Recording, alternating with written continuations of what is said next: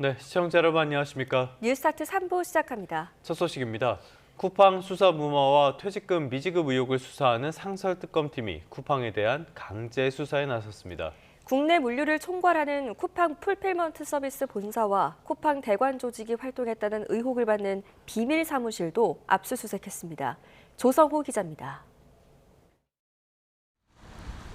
안권섭 특별검사팀이 서울 문정동 쿠팡 풀필먼트 서비스 본사를 압수수색했습니다. 국내 물류를 총괄하는 쿠팡의 핵심 계열사입니다. 압수수색 대상엔 이른바 쿠팡 비밀 사무실도 포함됐습니다. 쿠팡은 강남역 인근에 간판 없는 사무실을 차려 박대준 전 대표가 총괄하는 대관 조직을 운영해왔다는 의혹을 받고 있습니다. 특검은 퇴직금 지급 관련 자료들과 검찰 수사 대응 관련 내부 문서 등을 확보한 걸로 전해졌습니다. 퇴직금 미지급 의혹과 이에 대한 수사 외압 여부와 관련한 첫 강제 수사입니다. 쿠팡은 지난 2023년 5월 노동자들에게 불리하게 취업 규칙을 바꿔 퇴직금 성격의 급여를 주지 않은 혐의로 검찰 수사를 받았습니다. 노동당국은 기소 의견으로 사건을 넘겼지만 검찰은 지난 4월 불기소 처분했습니다. 당시 사건을 맡았던 문지석 부장검사는 국회 국정감사에서 윗선인 엄희준 부천지청장과 김동희 차장검사가 무혐의 처분을 압박했다고 주장했고 최근 특검 조사를 받았습니다.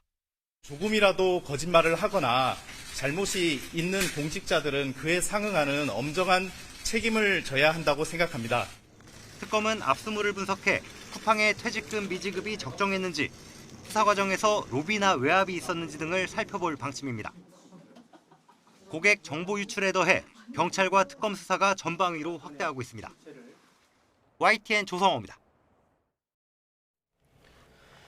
신한카드에서도 정보 유출 사고가 일어났습니다. 신한카드는 가맹점 대표자 19만 2천 명의 휴대전화 번호가 유출돼 개인정보보호위원회에 신고했다고 밝혔습니다. 이 가운데 일부 대표자는 성명과 생년월일, 성별까지 유출됐습니다. 신한카드는 해킹 등의 외부 침투가 아닌 내부 직원의 소행으로 해당 직원은 빼돌린 정보를 신규 카드 영업에 활용한 것으로 드러났다고 설명했습니다. 반도체 산업은 우리 경제를 이끄는 핵심 가운데 핵심입니다. 그런데 삼성전자가 세계 최초로 개발한 기술이 또 중국에 유출된 일이 확인됐습니다. 검찰은 삼성전자 전 임직원들을 재판에 넘겼는데 이로 인한 피해는 수십조 원에 달할 것으로 추정됩니다. 안동준 기자가 취재했습니다. 삼성전자는 5년간 1조 6천억 원을 투자해 지난 2016년 세계 최초로 10나노대 D램 양산에 성공했습니다. 그런데 얼마 뒤 이 공정 기술은 중국의 반도체 업체 창신메모리의 손에 들어가게 됐습니다.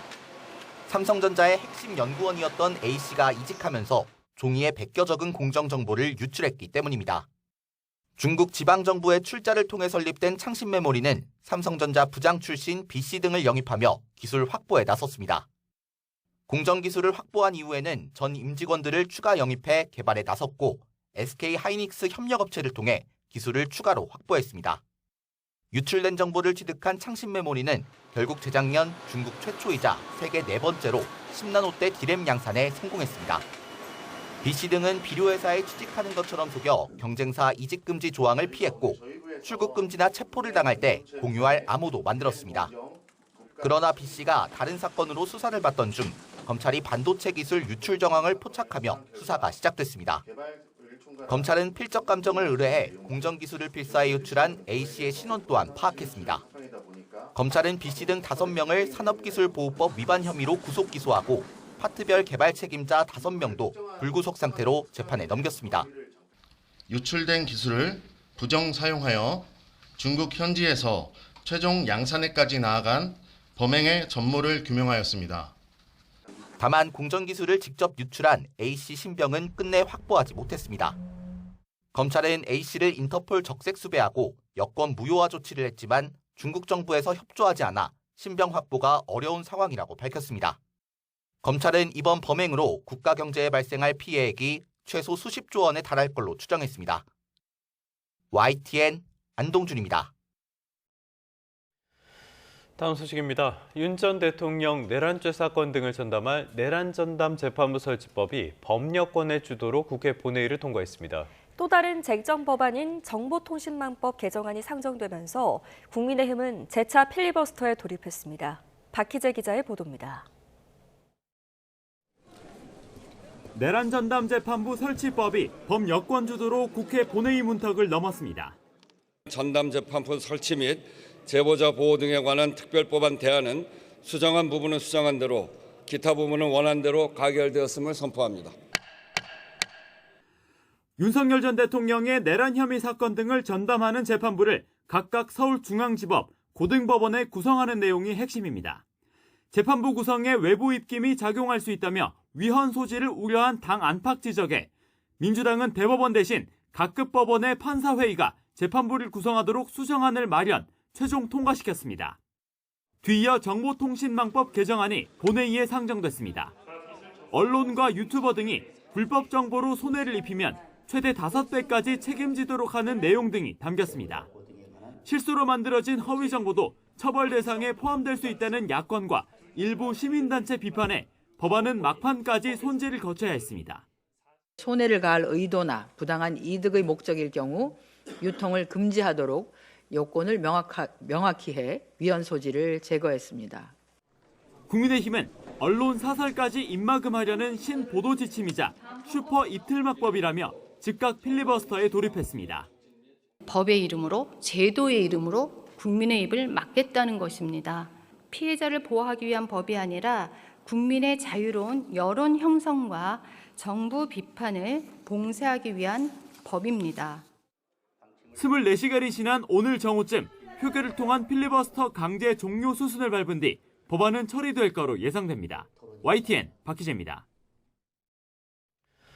보수 야권이 요구해왔던 통일교 특검을 전격 수용한 더불어민주당은 속전속결로 자체 특검법 마련에 나서겠다는 방침입니다. 다만 특검 수사 범위와 추천권을 놓고 여야의 생각이 달라서 힘겨루기가 계속될 것으로 보입니다. 황보혜경 기자입니다. 통일교 특검 수용으로 180도 방향을 선회한 민주당은 속도가 곧 정의라며 특검법 추진 의지를 재확인했습니다. 여야 정치인 예외 없이 정치와 종교의 유착 관계를 밝혀야 한다며 연말까지 자체 특검법을 마련하겠다고 시기까지 못 박았습니다. 통일교 특검은 확정적입니다. 이러다가 흐지부지 될 것이라고 말하는 분들도 있습니다. 책임을 피하려는 사람들의 헛된 기대에 불과합니다. 다만 특검 추천 방식과 수사 범위를 둘러싼 여야 셈법, 입장차는 뚜렷합니다. 민주당은 일단 대법원, 즉 조희대 사법부가 특검 추천에 관여하는 데에는 분명히 선을 긋고 있습니다. 또 윤석열 전 대통령이 당선된 2022년 대선 과정까지 수사 대상에 포함하자며 역공에도 나섰는데 통일교 로비 의혹이 오히려 국민의힘에 더 큰 치명타가 될 거란 계산이 반영된 겁니다. 국민의힘은 예고했던 대로 개혁신당과 함께 통일교 특검법을 공동 발의했습니다. 제3자인 대법원 법원행정처장이 특검 후보자 2명을 추천하고 대통령이 이 가운데 1명을 임명하는 방식입니다.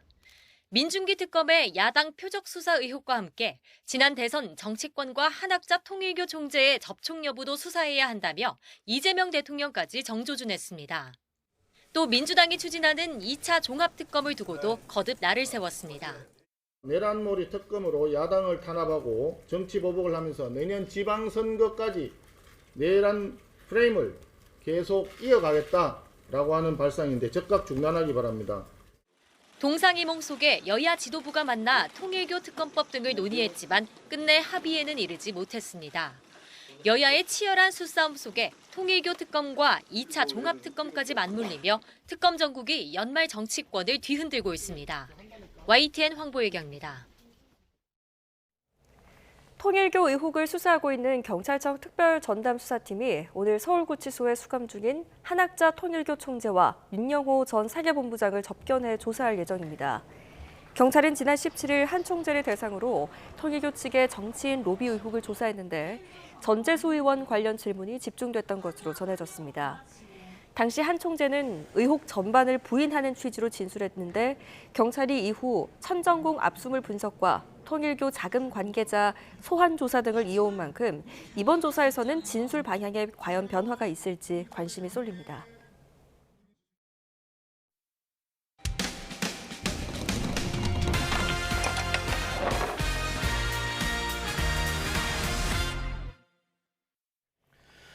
한 시골 마을에서 밤낮 없이 총소리가 울려 불안하다는 제보가 YTN에 들어왔습니다. 집 유리창에 탄흔이 생기고 길가 곳곳에 탄피가 굴러다니는 지경인데 경찰에 신고를 해도 뾰족한 대책이 없다고 합니다. 어찌된 일인지 김민성 기자가 취재했습니다. 150명 남짓이 모여 사는 전북 남원시 산동면 한 마을입니다. 2년 전 아버지 고향인 이 마을로 귀향한 김세중 씨는 지난 7월 가슴이 철렁 내려앉았습니다. 느닷없이 집 유리창이 깨졌는데 다름 아닌 총알이 날아든 겁니다. 유리창 바로 안쪽은 세 돌도 안 된 자녀의 놀이 공간이라 자칫 큰 사고가 날 뻔했습니다. 총포 담당자라는 분도 똑같이 오셔서 보시고는 이게 총기에 의한 게 맞다라고 그러고 가셨거든요. 한 해가 다 가는 지금까지 경찰은 용의자를 찾지 못했습니다. 현장에서 탄피나 탄두가 발견되지 않았고 당시 총기 반출자 명단 등을 살핀 결과 총기 사건이 아닌 것으로 판단했다는 겁니다. 세중 씨는 그 뒤로도 비슷한 위협에 시달리고 있습니다. 10월에도 자정 무렵에 집 바로 뒷길에서 총을 쏜 사람을 발견해 신고했습니다. 말소리까지 들릴 정도로 가까웠습니다. 반면 경찰은 격발 장소에 대한 신고자와 포수의 주장이 달라 수사를 더 해봐야 한다는 말을 끝으로 연락이 없다고 합니다. 도로가나 마을 인접지에서 총을 쏘는 걸 봤다는 제보자 주장에 따라 저희 취재진이 이렇게 도로가를 걸어 다녀 봤는데 버려진 탄피를 이렇게 쉽게 확인할 수 있었습니다. 남원 시민 가운데 행정당국으로부터 총기 사용 허가를 받은 제1종 수련면허 소지자는 133명. 그러나 야생생물법에 따라 야생동물 포획 허가를 받았더라도 인가나 축사로부터 100m 이내에서는 총기를 사용할 수 없습니다. 이번 달에도 마을 한복판에서 총성을 들었고 총을 쏜 사람이 누군지 확신도 있지만 세중 씨는 경찰에 신고해 이를 바로잡을 수 있다는 기대를 이제는 접었습니다. 언론 제보로 사안을 공론화하고 차라리 마을을 떠나기로 했습니다. 아들이 8월 이후로는 유모차를 태우고 마을에 산책해 온 적이 없어요. 범죄로도 이어질 수 있는 문제인데 이런 불안 속에서 어떻게 살 수 있을까요? YTN 김민성입니다. 방송인 박나래 씨가 최근 전 매니저들을 고소한 사건과 관련해 경찰 조사를 받은 것으로 알려졌습니다. 차 안 링거 논란이 불거진 방송인 전현무 씨는 진료 기록까지 공개하면서 위법 의혹을 부인하고 있습니다. 김승환 기자입니다. 지난 6일 박나래 씨는 허위 주장을 앞세워 거액을 요구했다며 전 매니저들을 공갈 혐의로 고소했습니다. 박 씨는 최근 이 사건과 관련해 경찰에서 고소인 조사를 받은 것으로 전해졌습니다. 또 업무상 횡령 혐의로 20일 전 매니저들을 추가 고소하는 등 대응 수위를 높이고 있습니다. 현재 제기된 사안들에 대해서도 사실관계를 차분히 확인해야 할 부분들이 있어 법적 절차를 진행 중에 있습니다. 불법 의료 시술 의혹을 받는 샤이니키, 유튜버 입짧은 해님 등이 줄줄이 방송을 중단한 가운데 올해 KBS 연예대상을 받은 방송인 전현무 씨에게도 논란이 번졌습니다. 과거 차 안에서 링거를 맞던 사진이 방송에 나왔던 게 재조명되면서 전 씨는 2차례나 입장문을 내고 적법한 진료였다고 밝혔습니다. 전 씨는 소속사를 통해 2016년 1월 병원에서 3차례 진료를 받았다는 기록이 확인됐다면서 1월 20일 수액 처치 뒤에는 의료진 안내에 따라 병원을 다시 찾아 보관 중이던 의료 폐기물을 반납했다고 설명했습니다. 최근 전 씨를 의료법 위반 혐의로 수사해달라는 고발장이 경찰에 접수된 상태입니다. 가수 홍진영 씨도 이른바 주사 이모와 함께 찍은 사진이 유튜브 채널에서 공개된 데 대해 친분이 없다고 선을 긋는 등 논란은 쉽사리 수그러들지 않고 있습니다. YTN 김승환입니다. 네, 오늘 새벽 경기 파주시 국도 37호선 율곡교차로 근처를 달리던 25톤 화물차가 옆으로 넘어져 뒤따르던 승용차가 화물차를 들이받는 사고가 났습니다. 두 차량 운전자 모두 다쳐 병원으로 옮겨졌는데 큰 부상은 아닌 것으로 파악됐습니다. 경찰과 소방당국은 화물차가 빗길에 미끄러지면서 사고가 난 것으로 보고 정확한 경위를 조사하고 있습니다. 빗길에 초등학교 통학 차량이 화물차와 충돌해 탑승한 학생과 교사 등 모두 12명이 다쳤습니다. 어제 오후 전북 김제시 공덕면 존걸 교차로 인근에서 초등학교 통학버스와 화물차가 부딪혔습니다. 이 사고로 학생 등 6명이 중상을 입고 6명이 경상을 입어 병원으로 옮겨졌습니다.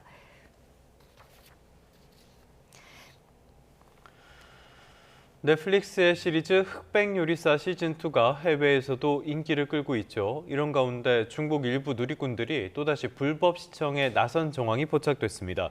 서경덕 성신여대 교수는 자신의 SNS에 중국 최대 리뷰 플랫폼인 더우반에는 이미 흑백요리사2 리뷰 페이지가 개설됐고 어제 오전 기준으로 리뷰 70여 건이 게시됐다고 밝혔습니다. 중국에서는 넷플릭스가 공식 서비스되지 않는 만큼 해당 리뷰들은 불법 시청 뒤에 작성된 것으로 추정됩니다.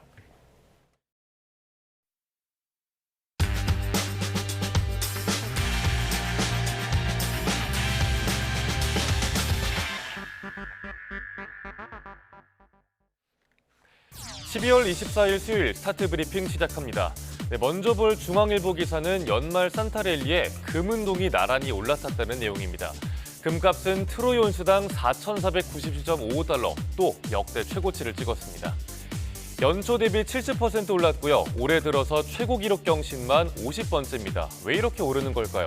최근 미국과 베네수엘라의 마찰 등 지정학적 긴장이 높아지면서 안전자산인 금값이 치솟았습니다.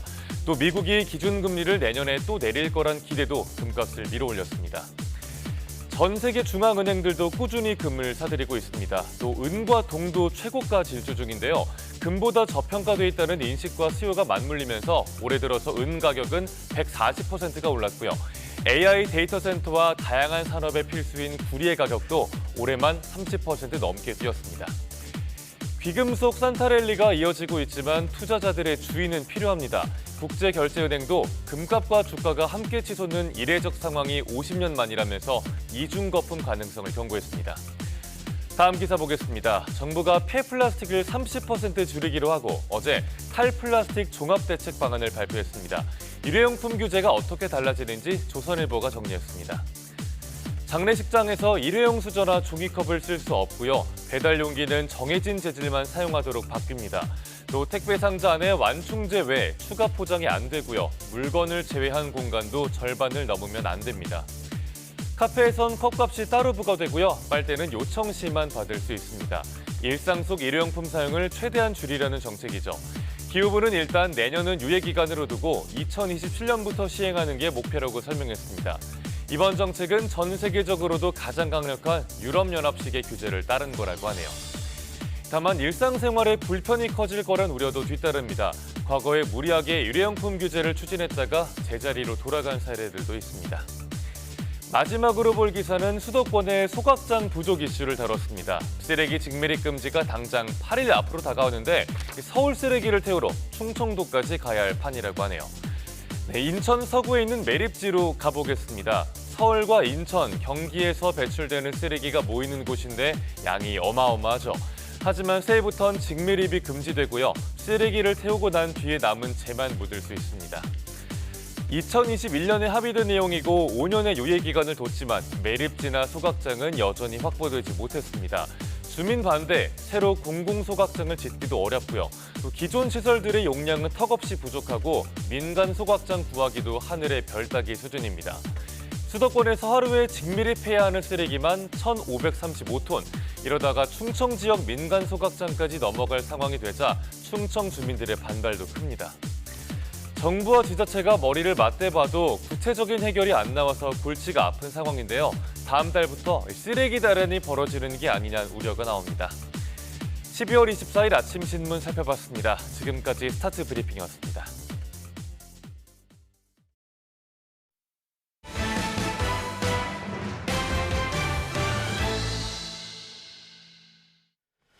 다음 소식입니다. 미국 경제가 올해 3분기 들어 예상을 뛰어넘는 강한 성장세를 보인 것으로 나타났습니다. 미국 상무부는 3분기 미국의 국내 총생산, 그러니까 GDP 증가율이 4.3%로 집계됐다고 밝혔습니다. 이는 다우존스가 집계한 전문가 전망치인 3.2%를 크게 웃도는 수준입니다. 상무부는 개인 소비와 수출, 정부의 지출 증가가 3분기 GDP 증가에 기여했다고 설명했습니다. 트럼프 대통령은 이에 대해 자신이 대대적으로 도입한 관세 덕분이라고 주장했습니다. 트럼프는 자신의 SNS에 올린 글에서 위대한 미국 경제 수치는 관세 덕분이라며 앞으로 더 좋아질 것이라고 썼습니다. 이어 인플레이션은 없고 국가 안보는 훌륭하다며 미국 대법원을 위해 기도하자라고 덧붙였습니다. 트럼프 대통령이 도입한 국가별 상호관세 등의 위법성을 심리하는 대법원에 압박을 가한 것으로 보입니다. 중국산 반도체에 50% 관세율을 매기고 있는 트럼프 행정부가 추가 관세 부과를 보류했습니다. 중국의 반도체 산업이 미국에 큰 피해를 주지만 중국과 무역 휴전 상태라는 점을 고려한 것으로 보입니다. 워싱턴에서 신윤정 특파원입니다. 미국 무역대표부가 연방관보를 통해 중국 반도체 산업에 대한 무역법 301조 조사 최종 결과를 공고했습니다.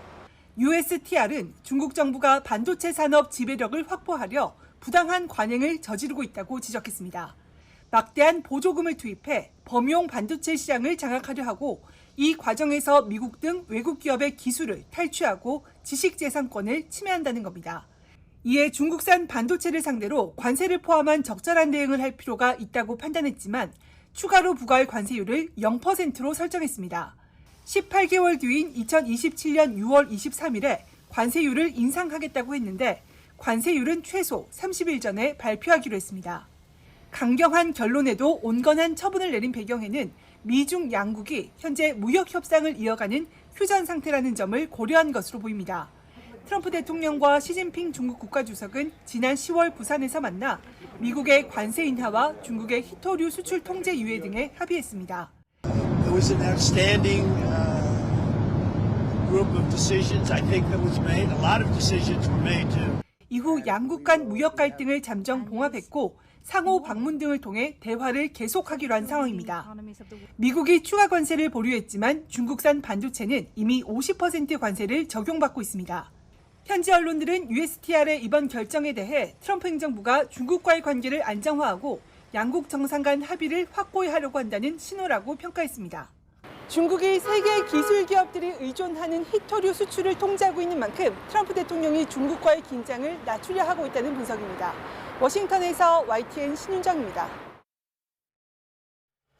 네, 조금 전에 들어온 소식입니다. 서울 송파구에 있는 아파트에서 불이 나서 심정지 상태로 2명이 이송됐다는 소식인데요. 오늘 새벽 5시 40분에 발생한 사고입니다. 방이동에 있는 한 아파트 단지고요. 지금은 진화 작업이 계속 진행되고 있습니다. 구조대를 투입해서 지금까지 주민 등 5명을 구조한 것으로 전해졌습니다. 네, 2명은 심정지 상태에서 병원에 이송된 것으로 전해지고 있습니다. 12층 아파트의 5층에서 화재가 발생된 것으로 추정이 되는 상황입니다. 발화 추정 장소 5층에서 심정지 2명이 발견됐다는 속보가 들어왔습니다. 다시 한번 짧게 전해드리겠습니다. 오늘 새벽 5시 40분쯤 서울 송파구 방이동의 한 아파트 단지에서 화재가 발생했고요. 지금은 소방당국이 진화 중에 있다는 소식입니다. 더 자세한 소식이 들어오는 대로 추가해서 전해드리도록 하겠습니다.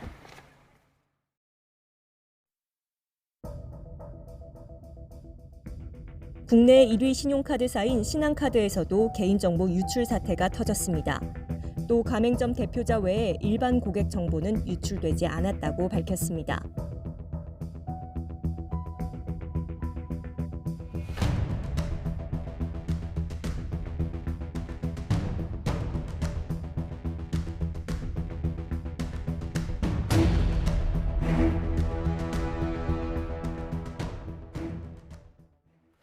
네, 올해는 유독 개인정보 유출 사고가 반복되고 있습니다. 국내 최대 신용카드 회사인 신한카드에서도 비슷한 사고가 발생했습니다. 가맹점 대표자 19만여 명의 개인정보가 유출됐는데요. 해킹이 아니라 내부 직원의 소행으로 드러났습니다. 석병훈 이화여대 경제학과 교수와 함께 짚어보겠습니다. 어서 오십시오. 어서 오십시오, 교수님. 자, 신용카드 회사 신한카드에서도 개인정보 유출 사태가 발생을 했습니다. 어떤 정보들이 유출됐습니까? 예, 이번에 유출된 정보가 약 19만 2,088건에 달하는데요. 대표적으로 가맹점 대표자들 관련된 개인정보들이 많이 유출이 됐습니다. 그래서 가맹점주의 휴대전화번호, 성별, 생년월일 같은 정보들이 유출이 됐고요. 이외에 신규 가맹점의 사업자 등록번호나 상호명 주소, 전화번호 등 가맹점 정보도 유출이 됐는데 신한카드 측에서는 주민등록번호나 카드번호, 계좌번호 같은 신용정보는 유출되지 않았다고 밝혔습니다. 네, 유출 규모는 큰 상황인데 이게 범죄로까지 이어질 수 있는 가능성이 남아 있어서 이 부분도 좀 심각하게 지켜봐야 될 것 같고요. 이번 사건이 외부 해킹이 아니라 내부 직원이 실적을 위해서 이 정보를 빼돌려냈다고 합니다. 회사 측은 개인의 일탈이다 이렇게 주장하고 있는데 이 말 그대로 믿어도 될까요? 예, 내부 통제 시스템의 실패라고 보여집니다. 사실은 왜냐하면 이게 2022년 3월부터 2025년 5월까지 3년 2개월 동안 5개 영업소에서 직원 12명이 지금 현재까지 밝혀진 바에 따르면요. 조직적으로 가담한 거로 나와 있는데요. 지금 뭐 앵커께서 지적하신 것처럼 이 기존의 방식하고 다르게 내부 직원이 모니터 화면에 있는 정보를 카메라로 찍어서 유출하거나 아니면 수기로 적어서 유출하는 이런 식의 방식을 사용했습니다. 그런데 이것은 일회성 사고가 아니라 3년을 넘게 지속이 됐기 때문에 이것을 내부 통제 시스템에서 잡아내지 못한 점은 문제로 보이고요. 그다음에 5개 영업소에서 다수 직원이 연루됐기 때문에 이러한 방식의 영업이 뭔가 관행적으로 이루어졌을 가능성도 배제할 수 없어가지고 이것은 단순히 직원 일탈로 보기 어렵고 내부 통제 시스템 자체에 문제가 있다라는 것으로 보여집니다. 네, 결국 회사 차원의 책임을 피하기 어렵다는 지적인데 특히 가맹점 대표자들의 휴대전화 번호가 유출됐다는 점이 걱정입니다. 이게 실제로 어떤 2차 피해로까지 이어질 수 있을까요? 예, 뭐 신한카드 측에서는 뭐 민감한 주민등록 정보나 뭐 신용카드 정보가 유출되지 않았으니까 뭐 걱정할 필요가 없다는 식의 이제 해명을 내놓고 있지만요. 사실은 가맹점 대표자의 실명과 휴대전화 번호만 가지고도 상당히 타겟팅을 해서 범죄를 할 수가 있습니다. 특히 자영업자들 같은 경우는 대출 수요가 큰 편이고요. 그다음에 정부가 주는 지원금 정보에도 사실 쉽게 민감하게 반응을 하기 때문에 이것을 이용해 가지고 보이스피싱 같은 범죄에 유출될 가능성이 크다 이렇게 보여집니다. 네, 실제 피해로 이어지지 않도록 각별한 주의가 필요해 보입니다. 앞서 우리카드에서도 비슷한 사건이 있었고 이때 당시에 과징금만 134억 원이 부과됐습니다. 신한카드는 어떤 제재, 어떤 과징금 받게 될까요? 지금 법조계하고 금융계 전망에 따르면 신한카드가 우리카드보다도 강력한 제재를 받을 가능성이 크다라고 보여집니다. 왜냐하면 지금 사고가 3년 넘게 장기간 동안 정보 유출 사고가 지속되었다는 것 하고요. 그다음에 내부 직원들이 영업 실적을 위해서 적극적으로 보안을 우회해서 정보를 빼돌렸다는 점 이런 것들을 감안했을 때 우리카드보다 심각성이 인정이 돼가지고 과징금 규모가 뭐 100억 원대 중반까지 달할 수도 있다라고 지금 전망되고 있습니다. 네, 알겠습니다. 다음 이슈로 넘어가서요. 지금 한중일 3국이 5대 주력 제조업 분야 중심으로 수출 시장에서 치열한 주도권 경쟁 펼치고 있습니다. 그런데 우려되는 부분이 나왔는데 중국의 수출 경쟁력이 양적 그리고 질적 측면 모두에서 빠르게 앞서 나가고 있다 이런 기록이 나왔습니다. 어떻게 봐야 될까요? 예, 지금 보면 반도체만 유일하게 우리가 한중일 3국 중에서 1위를 유지하고 있고요. 자동차, 기계, 철강, 화학공업에서 다 중국이 지금 1위로 올라서고 있는 상황입니다. 그런데 가장 우려되는 점은 우리가 그러면 결국 한국 경제가 반도체에 대한 의존도가 점점 커지고 있다라는 것이 우려되는 건데요. 실제로 이것도 지표로도 나타나고 있습니다. 왜냐하면 2018년 이후에 전체 수출에서 반도체 수출이 차지하는 비중이 약 15에서 21% 정도였는데 지난달 같은 경우에는 28%로 늘어났거든요. 이러면 가장 심각한 문제는 반도체 업황에 따라서 한국 경기 변동이 좌우될 수 있는 한국 경기 변동이 좀 취약하게 반도체 업황에 노출될 수 있다라는 점이고요. 또 다른 것은 무엇이냐면 반도체라는 산업의 특성에 있습니다. 이것이 지금 10억 원당 반도체 10억 원 생산하면 유발되는 취업자 수가 2.1명에 불과해가지고 전 산업 평균 10명의 한 5분의 1 정도밖에 안 되는 그런 낮은 취업 유발 효과가 있고요. 그다음에 반도체 수요가 다른 산업에 유발되는 부가가치 역시 뭐 한 단위당 0.09 단위에 불과해가지고 자동차나 선박은 약 0.4 단위가 넘어가거든요. 이런 거에 비해서 다른 산업에 연관되는 경제 유발 효과도 낮아서 반도체에 좀 집중하게 될 경우에는 상당히 한국의 경기의 취약성, 경제 성장의 취약성이 커질 수가 있다라고 보여집니다. 네, 반도체 외 산업의 이 경쟁력 회복이 좀 시급해 보이는 상황입니다. 여기에 임금 문제까지 있죠. 한국 제조업 임금이 일본이나 대만보다 높다라는 조사 결과가 나왔는데 이 부분은 어떻게 해석해야 할까요? 예, 사실 임금이 경제학에서 봤을 때 노동 생산성을 나타내는 지표로 보여지거든요. 그래서 만약에 그 임금 수준이 한국이 일본, 대만보다 28%에서 26% 높은데 노동 생산성도 이에 상응해서 높다. 라고 하면 문제될 것은 없습니다. 네. 그런데 문제는 지금 노동 생산성은 일본이나 대만보다 낮은 걸로 지금 OECD에 의해서 추정되고 있다라는 점이 심각한 문제거든요. 네. 그래서 2023년 기준 한국의 시간당 노동 생산성이 OECD 평균의 75%의 수준에 불과하고요. 일본이나 대만보다 지금 낮은 걸로 OECD 조사 결과 나왔는데 지금 이 생산성이 뒷받침되지 않은 높은 임금 수준이라는 것은 결국은 우리 기업들의 경쟁력을 깎아먹는 그런 것으로 나타나서 상당히 우려되고 있습니다. 네, 규제는 강하고 임금 부담은 크고 중국은 무섭게 따라잡고 있고 첨단 신산업을 키운다고 하면서 규제는 그대로거든요. 이런 부분에 모순은 없겠습니까? 예, 사실 좀 여러 가지 모순적인 점이 지적되고 있는데요. 정부도 지금 반도체나 AI 전환 같은 것에 필요하다고 첨단 산업 육성하겠다고 대규모의 예산을 편성을 해서 지원하겠다라고 발표를 했습니다. 그런데 이와 반대로 규제 같은 부분이나 노동시장의 경직성 이런 쪽은 지금 중국이나 일본에 비해서 많이 뒤처지는 거꾸로 가는 상황이거든요. 그래서 뭐 노동시장의 유연성을 강화하는 정책이라든지 공장 설립 인허가나 신서비스 출시 같은 규제들을 좀 낮춰줘야 되는데 뭐 대표적으로 지금 대표적인 규제로 우리가 지적되는 게 반도체의 연구개발 인력조차도 주 52시간제에 묶여가지고 연구를 중단해야 되는 이런 상황은 사실 이 모순적인 상황을 단적으로 보여주는 예다 이렇게 보여집니다. 그렇다면 교수님께서 보시기에 우리나라 제조업 경쟁력을 높이기 위해서 가장 먼저 손봐야 할 것 어떤 게 있을까요? 가장 먼저 손봐야 될 게 사실은 두 개라고 생각이 되는데요. 가장 중요한 건 먼저 그 기업의 투자를 높이기 위해서 세제상의 혜택을 최소한 우리의 경쟁국들 수준으로 맞춰줘야 되지 않나 이렇게 보여집니다. 대표적으로 법인세 같은 경우도 미국의 연방 법인세보다 현재 우리 법인세 최고 세율이 높아서 대기업들이 국내에 대규모 투자를 하기가 어려운 상황이고요. 그래서 세제 개편이 필요하고 두 번째는 이제 규제를 바꾸는 것도 중요합니다. 중국이 무섭게 우리의 기술력을 따라오는 가장 큰 이유는 여러 가지 산업 간의 규제 장벽을 낮춰줘가지고 AI로 개발된 신기술을 여러 산업에 동시다발적으로 테스트를 할 수가 있고 상업화하는 게 가능하기 때문이거든요. 그래서 우리도 규제를 갖다가 지금 뭐 네거티브 규제, 그래서 원칙적으로 허용이 되면서 예외적으로 금지하는 이런 네거티브 규제 방식으로 개편하는 거 이 두 가지가 가장 필요하다라고 보여집니다. 네, 알겠습니다. 자, 마지막으로 실손보험 이야기 해볼 텐데요. 내년에 실손보험료가 평균 7.8% 오른다고 합니다. 이 수치를 보니까 최근 몇 년 중에 가장 큰 폭의 인상이 예고됐는데 일단 보험업계는 왜 이렇게 올리자고 하고 있는 건가요? 예, 기본적으로 일부 소비자들의 그 의료 쇼핑이라고 하죠. 그래서 비급여인 도수치료라든지 주사제 같은 이런 불필요한 의료를 갖다가 많이 이용하는 거, 그것이 하나가 있고요. 그 다음에 또 의료기관에서도 이런 비급여 그 제품에 대해서 서비스에 대한 가격을 갖다가 또 높게 책정하는 거, 이런 두 가지 문제가 복합적으로 작용을 해서 실손 의료보험이 급등할 수밖에 없다 이렇게 보여집니다. 네, 자, 실손보험 구조 자체가 지속 가능하지 않은 상황이라는 점도 짚어주셨고요. 자, 보험사는 더 올려야 한다고 하고 소비자 부담은 이대로 된다면 더 커질 수밖에 없는 구조잖아요.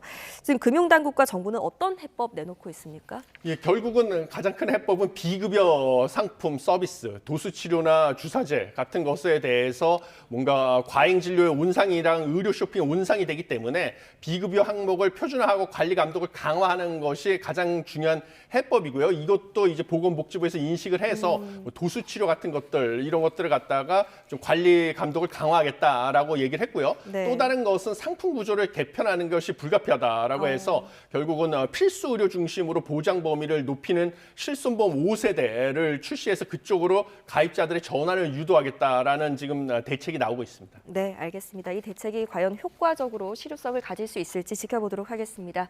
여기까지 듣겠습니다. 지금까지 석병훈 이화여대 경제학과 교수와 함께했습니다. 잘 들었습니다. 감사합니다.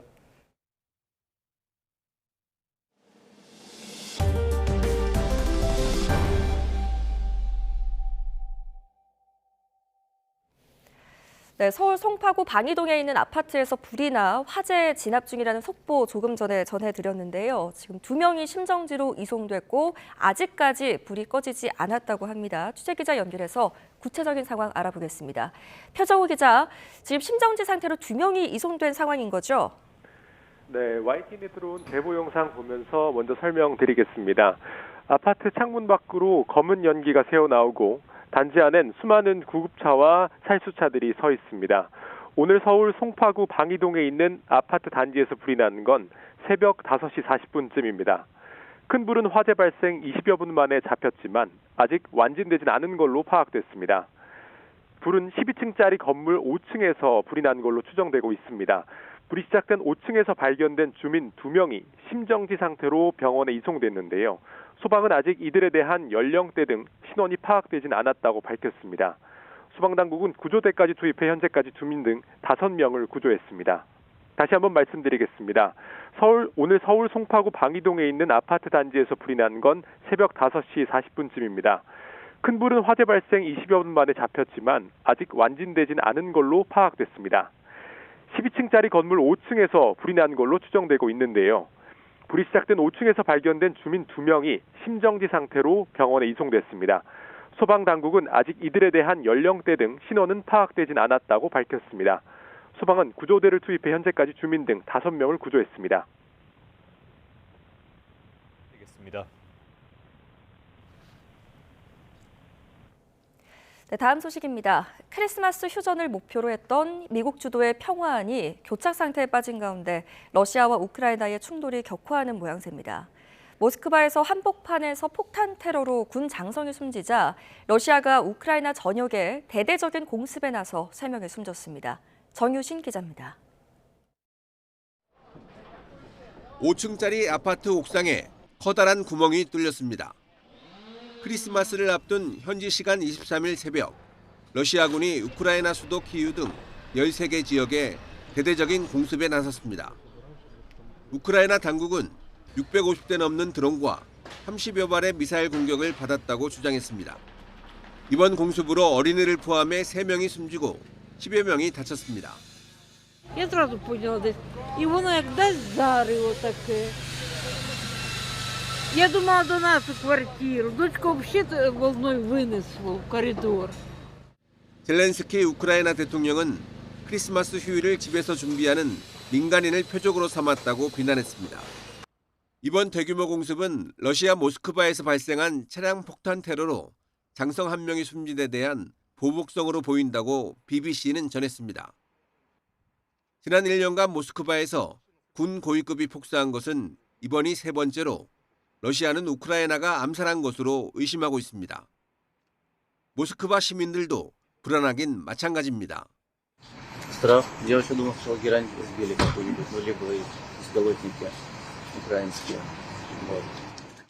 이번 폭탄 테러는 미국이 플로리다에서 우크라이나와 러시아 특사와 잇따라 회담한 지 몇 시간 만에 발생해 배경이 주목됩니다.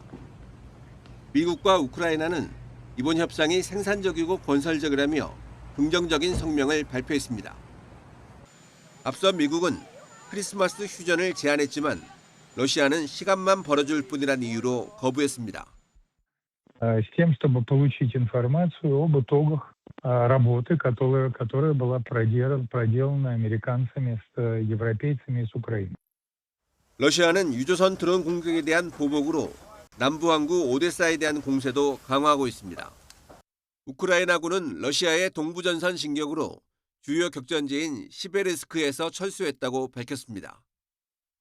YTN 정준입니다.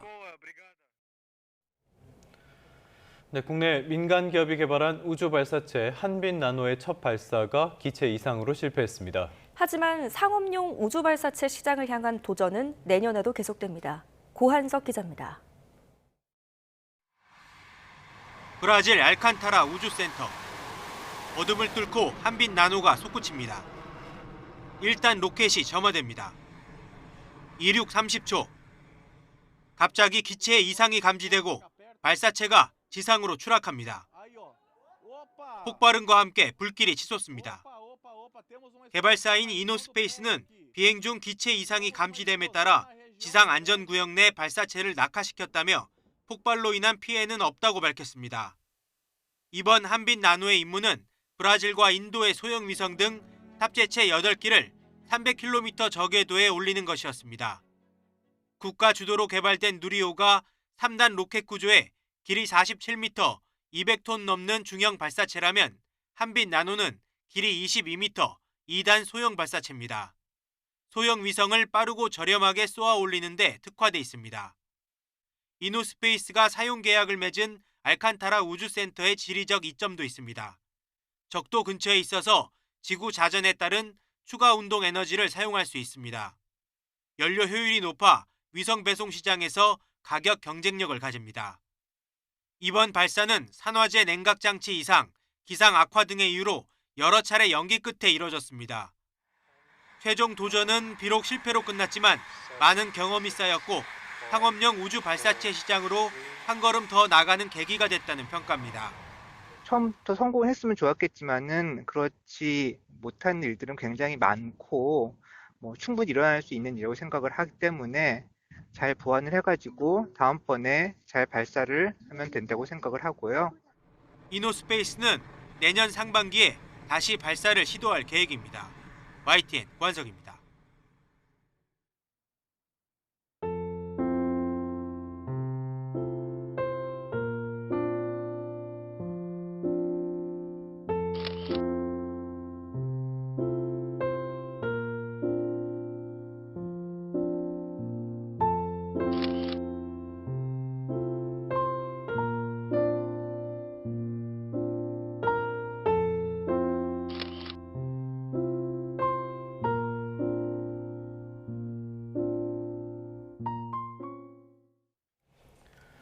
끝으로 출근길 날씨 살펴보겠습니다. YTN 야외 스튜디오 연결합니다. 정수현 캐스터. 네, 정수현입니다. 네, 오늘 출근길에 대해서는 미끄럼 사고 경고가 계속 이어지고 있네요. 네, 밤사이 눈비는 대부분 잦아들었지만 차가운 공기에 도로가 얼어붙었습니다. 곳곳에 도로 살얼음과 빙판길이 만들어져 있는데요. 오늘 출근길은 보행자와 운전자 모두 교통안전에 더욱 유의하셔야겠습니다. 네, 성탄절인 내일 날씨 어떨지 궁금하신 분들 많을 것 같은데요.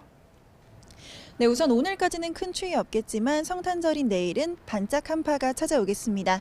내일 서울 아침 기온이 영하 4도로 오늘보다 7도나 낮아지겠고요. 찬바람이 불면서 낮에도 체감 온도가 영하 7도 안팎에 머물겠습니다. 야외 활동 계획하신 분들은 꼭 두꺼운 외투로 보온에 신경 쓰셔야겠습니다.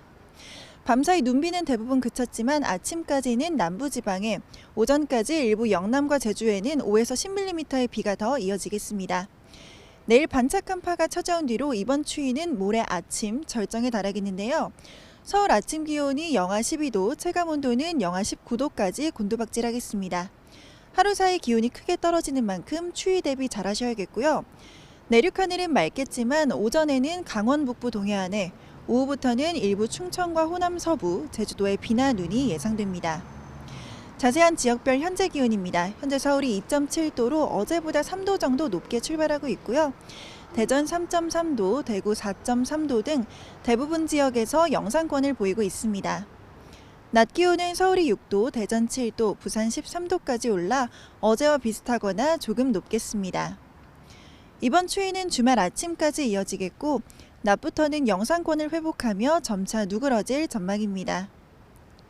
주 후반까지 급격한 기온 변화에 면역력 잃기 쉽겠습니다. 감기 등 호흡기 질환에 걸리지 않도록 건강관리 잘해주시기 바랍니다. 지금까지 YTN 정수현입니다. 네, 조금 전에 들어온 소식 다시 한번 전해드리도록 하겠습니다. 서울 송파 방이동에서 큰 불이 났다는 소식이었는데요. 새벽 5시 40분쯤에 신고가 접수가 됐고 조금 전인 7시 11분쯤에 완진됐다는 소식이 들어와 있습니다. 완진과는 별개로 주민 4명이 구조가 됐는데요. 이 4명 가운데 2명은 심정지 상태로 병원에 옮겨졌다는 소식입니다. 네, 소방은 70대 남녀가 심정지 상태로 병원에 이송됐다는 소식을 전했습니다. 조금 전 완진이 됐고 추가 인명피해는 확인 중입니다. 다시 한번 전해드리겠습니다. 오늘 새벽 5시 40분쯤 서울 송파구 방이동의 한 아파트 단지에서 화재가 발생했는데요. 조금 전에 완진이 됐고 추가 인명피해 여부는 확인 중입니다. 더 자세한 소식이 들어오는 대로 다시 한번 이어지는 뉴스에서 전해드리겠습니다. 네, 12월 24일 크리스마스 이브 YTN 뉴스타트 모두 마무리하겠습니다. 오늘 아침도 저희와 함께해 주셔서 고맙습니다.